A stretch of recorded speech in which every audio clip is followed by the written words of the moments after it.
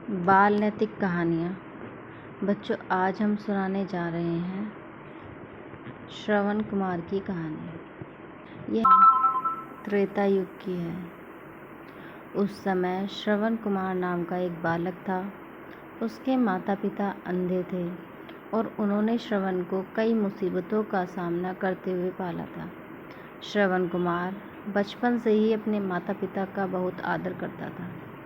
जैसे जैसे श्रवण बड़ा होता गया, उसने घर की जिम्मेदारियां अपने कंधों पर ले ली।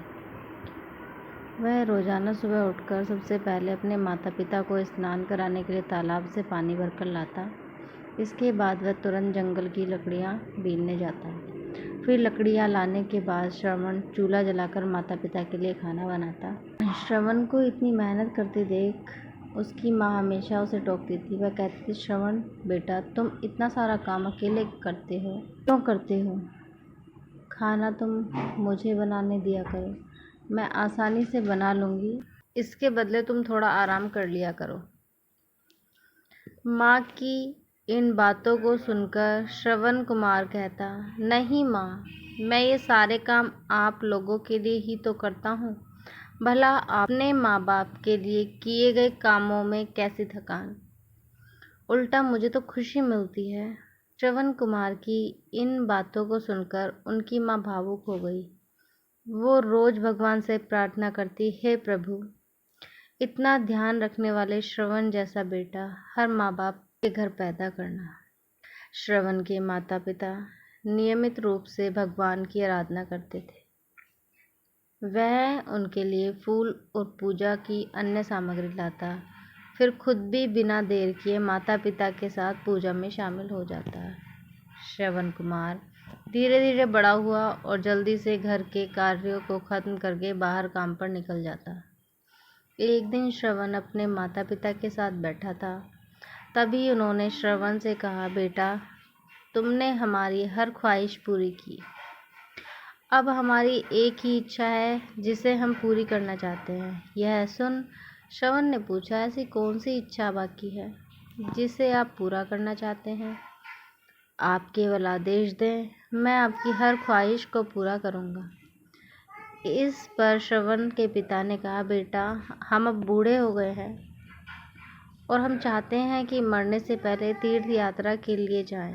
भगवान के शरण में जाकर हमें सुकून की प्राप्ति होगी।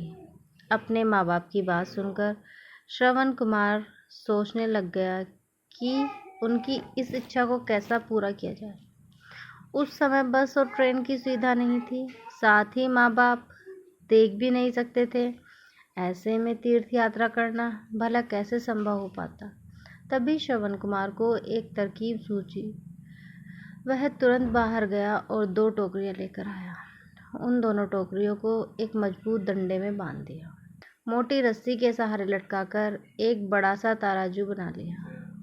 फिर श्रवण कुमार ने उस तराजू में अपने माता पिता को बारी बारी से गोद में उठाकर बैठा दिया। उसके बाद तराजू को अपने कंधे पर लेकर उन्हें तीर्थ यात्रा पर लेकर निकल पड़ा। वह लगातार कुछ दिनों तक अपने माता पिता को एक के बाद एक सभी पवित्र स्थानों पर घुमाने लगा। इस दौरान श्रवण कुमार ने अपने माता पिता को प्रयाग से लेकर काशी तक के दर्शन कराए। माता पिता को घुमाते समय श्रवण कुमार उन्हें उन जगह के बारे में भी बताता, क्योंकि वह आंखों से उस दृश्य को नहीं देख सकते थे। अपनी बेटे की मेहनत को देख माता पिता बहुत खुश होते थे। उन्होंने एक दिन श्रवण से कहा, बेटा, हम देख नहीं सकते, लेकिन कभी भी हमें इस बात का दुख नहीं हुआ। तुम हमारे लिए हमारी आंखें हो। तुमने हमें जिस तरह से सारे पवित्र स्थानों की कथा सुनाकर उनके दर्शन कराए, ऐसे लगता है जैसे कि हमने सच में प्रभु के दर्शन अपनी आंखों से किए हों। अपनी माता पिता की बात सुनकर श्रवण ने कहा, आप लोगों को ऐसी बातें न करें। बच्चों के लिए माता पिता कभी बोझ नहीं होते, यह तो बच्चों का धर्म होता है। एक दिन श्रवण कुमार आराम करने के लिए अयोध्या के पास अपने माता पिता के साथ रुका। तभी उसकी माँ ने पानी की इच्छा जताई। श्रवण कुमार को पास में ही एक नदी दिखाई दी। उसने अपने माता पिता से कहा, आप दोनों यहाँ आराम करें, मैं आप लोगों के लिए पानी लेकर आता हूँ। नदी के पास पहुंचकर श्रवण कुमार कमंडल में पानी भरने लगा। उसी जंगल में अयोध्या के राजा दशरथ भी शिकार खेलने गए हुए थे। पानी में हलचल की आवाज़ सुनी। उन्हें लगा कोई जानवर पानी पीने आया है। उन्होंने बिना देखे केवल ध्वनि सुनकर अपना तीर चला दिया। दुर्भाग्य से वह तीर सीधा श्रवण कुमार को लग गया। तीर लगते ही वह चीख पड़ा। इसके बाद राजा दशरथ अपने शिकार को देखने पहुंचे। वहां तो श्रवण था। तो तुरंत श्रवण कुमार नज़दीक पहुंचे और कहा, मुझसे बहुत बड़ी भूल हो गई, मुझे माफ़ कर दीजिए। मुझे बिल्कुल नहीं पता था कि यहाँ कोई मानव है। मैं इस गलती का पश्चाताप करने के लिए क्या करूँ कि मुझे माफ़ कर दो। तभी कराते हुए श्रवण कुमार ने कहा, यहाँ से थोड़ी ही दूर जंगल में मेरे माता पिता बैठे हैं। उन्हें काफ़ी प्यास लगी है। आप उन तक पानी पहुँचा दीजिए। मेरे बारे में उन्हें कुछ न बताइए। इतना कहते कहते श्रवण कुमार की सांसें रुक गई। श्रवण कुमार की मौत से राजा दशरथ सुन पड़ गए। किस तरह वो श्रवण कुमार के बताए अनुसार जल लेकर उसके माता पिता के पास पहुंचे। श्रवण के माता पिता अपने बेटे की आर्ट को बखूबी पहचानते थे। जब राजा दशरथ उनके करीब पहुंचे, उन्होंने आश्चर्य से पूछा, तुम कौन हो? हमारे श्रवण को क्या हुआ?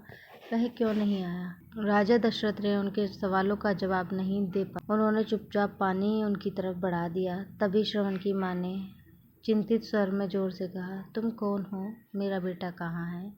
ये बताते क्यों नहीं हो? श्रवण की माँ की चिंता देखकर राजा दशरथ ने कहा, माँ मुझे माफ़ कर दीजिए।